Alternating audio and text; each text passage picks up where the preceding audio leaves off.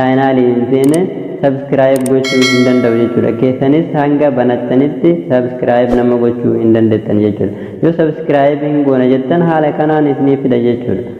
Inna kana waan taateef amma wanni isin gochuu qabdan gubbaa YouTube keessa eegisentanii booda gubbaa bakka waan akka profaayilaa kanarratti gadi tuqtani. Oguu gadi tuqtan sign in jetti kunoo akkanatti isiniif dhufa jechuudha. Create gochuudhaaf jechuudha. Haala kanaan isiniif dhufa sign in tana gadi tuqtan.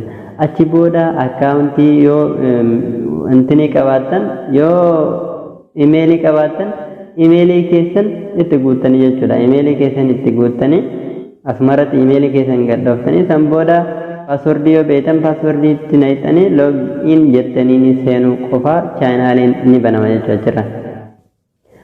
Warroonni hin qabne ammootu akkaawuntis fuulduraan kilaasii eda'uu tanatu jira. Eda'uu tanarratti gadi dhooftanii hogguu gadi dhooftanii jettan bifa kanaan isiniif bida jechuudha.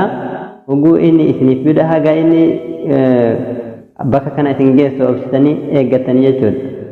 Hogguu inni bakka kana isin geesse warri imeelii fi paaswordii qabdan imeelii achitti naqxanii next qofa jettanii paaswordii itti guuttanii seenuu qofa jechuudha. Rakkina hin qabu.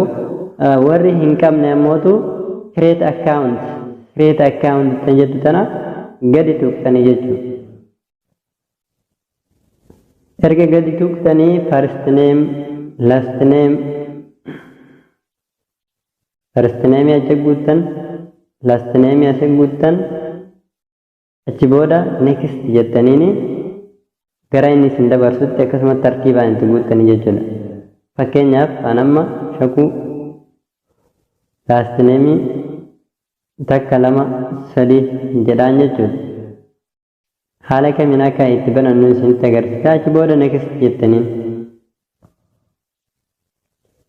achi booda bakka kanatti kunoo guyyaa guuttanii bakka kanatti ammoo ji'a guuttanii bakka kanatti waggaa guuttanii achi booda asitti yoo dhiiraaf dhalaa taatan bakka kanatti addaan baastanii jechuudha.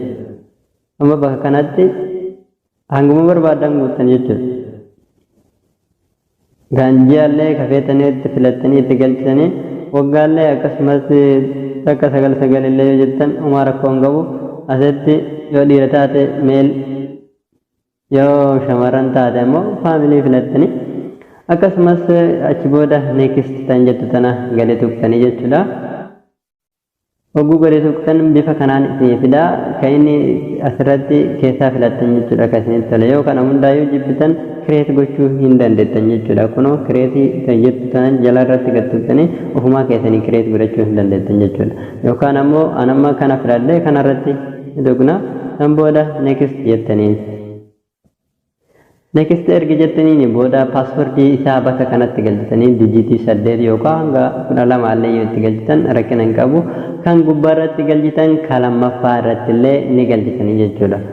Kan lammaffaa irratti illee erga galchitanii booda kama gubbaa irra galchitan wal fakkaachuu qabu jechuudha. Kan jalqaba irra galchitan kan jalaa irratti illee galchitanii achi booda next jettanii jechuudha. Lamaan irratti erga guuttanii kaatanii booda next jettaniini san booda gara jalaa gabbuutanii skip tan jettu tana irratti gadi tuqtanii san booda bifa kanaan isin dhufa gara jalaa gadi buutan. Ammas gara jalaa hogguu gadi buutan I agree tan jettu tana irratti gadi tuqtan jechuudha.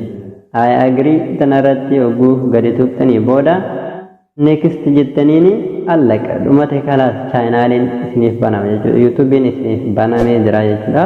Amma booda like comment gochuu dandeettanii jechuudha.